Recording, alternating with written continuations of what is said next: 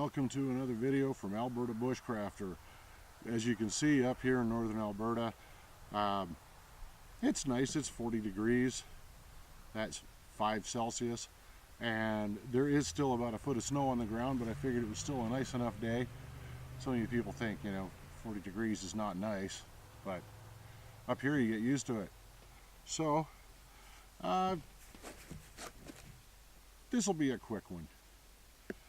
Actually, I am planning a couple of hikes in my area, and there's another area in eastern Alberta. There's a new backcountry park I hope to do a trip to this year. And so to help me plan the trip, great Canadian company for those of you who know it. This is from Maptown.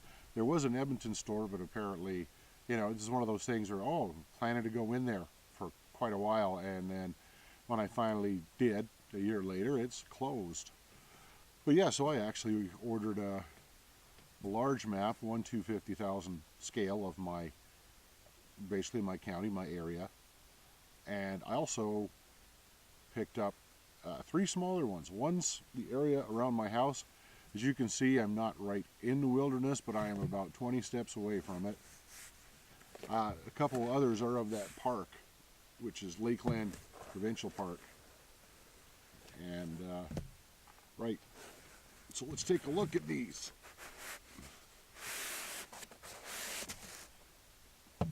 That's a box.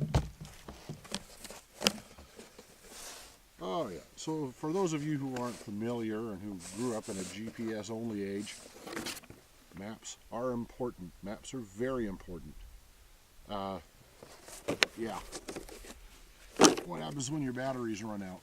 Matter of fact, a lot of the big outdoor guides recommend that you not only travel with the GPS, you also travel with a map and compass.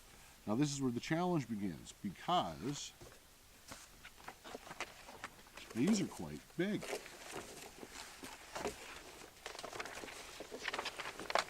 So let's see.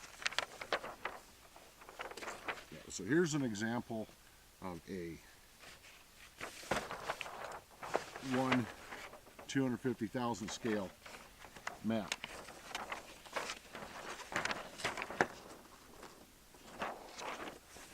Not a lot of detail on that. Not sure if you can even see it, but yeah, it's basically between a road map and, between an road atlas and an actual topographical map.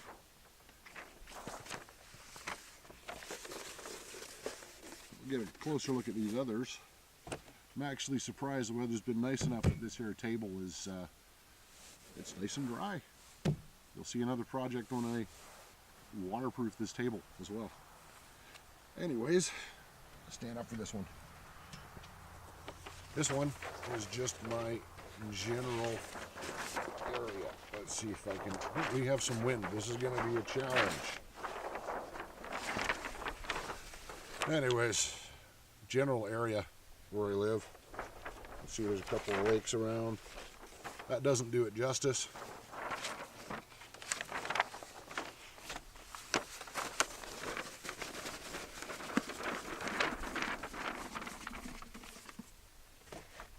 But these ones are going to be interesting. See all the green on that? Actually, over half the map is an air weapons range, so you don't want to go there. You get blown up. So this is 1/2 of a provincial park here, and unfortunately, yeah, that park cuts across 2 different map zones. So this one here, down here, is the other half.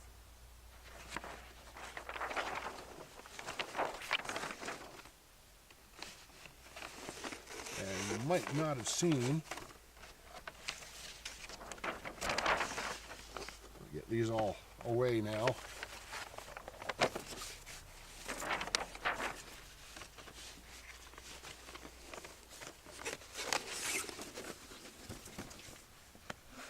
You might not have seen the trails and everything on that. And I have to admit something. I haven't used a topographical map in quite a while. I think you could say decades. So this is going to take some interesting getting used to. However, that's the thing. The 1/250,000 scale, or sorry, the 1/50,000 scale. The 1/250 is just, it's just general. It doesn't show a lot of elevations or anything. Something like this, though, will give you, the 50,000 scale, will give you a good idea of the lay of the land. I did notice when I was looking at my own place that it's that big. All the land behind me and everything I intended to explore this year is just tiny. So that's the thing. These are general topographical maps. What you'll want to do yourself if you've got a certain area is very often check with your county extension office and so on, and see if they've got anything in more detail with the specific area you've got. These were about $12 Canadian a piece, so not bad, not great. But yeah, so that's an unboxing and a really brief introduction to maps.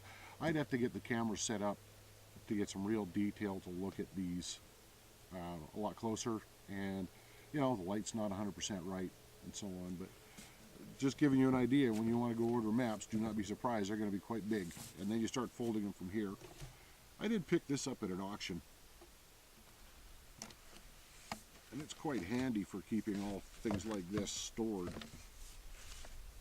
It's actually extensible, quite extensible. Yeah, it's just about right. Now, see me fiddling with gear again. Yeah, I'll get it later. Anyway, this is an old blueprint case I picked up at an auction for, I think, a whopping total of $2.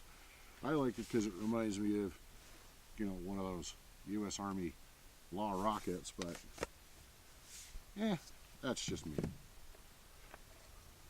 So, I'll show you another option though. I'll be back in a moment. I'll give you another thing you can actually, which is very helpful, just a little piece of gear on something I'm developing. And it makes it very handy for these. Okay.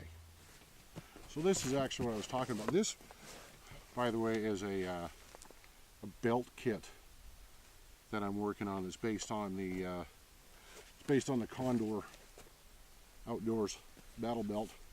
It's an airsoft thing, but the piece in particular that interests me is right here. This is the Condor map case. Very handy. There's actually a pouch in the top here for ID. I use that for well, that's my fishing license in there. Room for pens. I'm probably going to swap these out for dry erase markers because of something else. There's also room for a notebook. This is one of those right in the rain 4x6 inch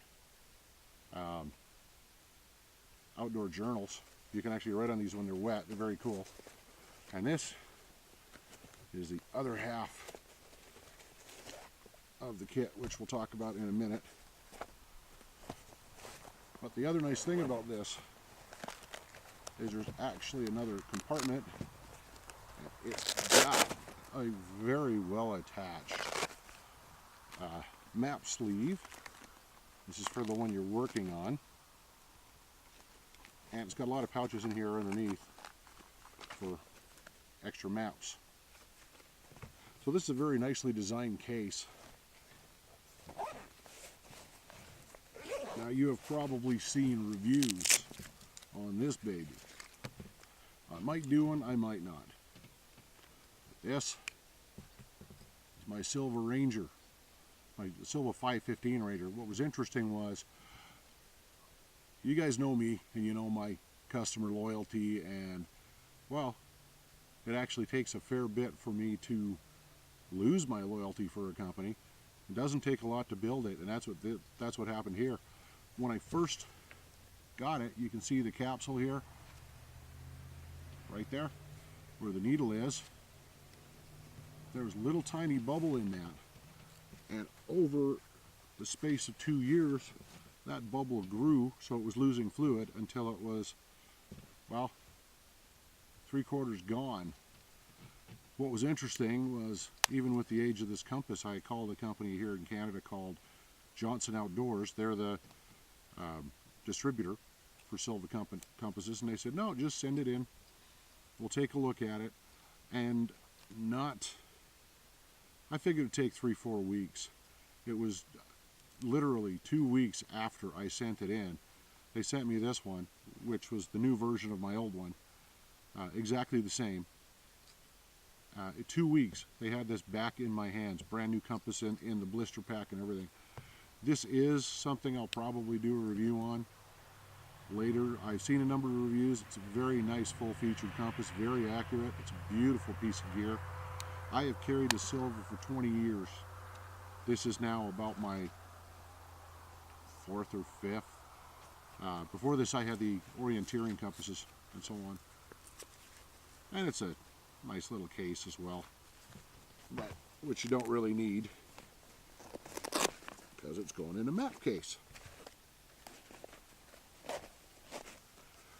So this is more of just an introduction of the kind of gear you're going to want to have when you're using, well, obviously a map and a compass. So good set of maps, good compass. I'll do another video on the compass. I'm also going to show you a little trick one of these days. It'll have to warm up a bit first. But there's a trick on how to waterproof these maps without taking them into a laminator or anything else like that. Because laminating is great, but I found if you're folding it a lot, some laminators, it can actually bubble up. So there's actually a product which doesn't work so great on decks as it claims, but it works okay on waterproofing maps, and we'll look at that. Okay, so again, more of an unboxing than anything else, but this has been another video from Alberta Bushcrafter. My name's Dean. I want to thank you very much for watching. Take care, and good day.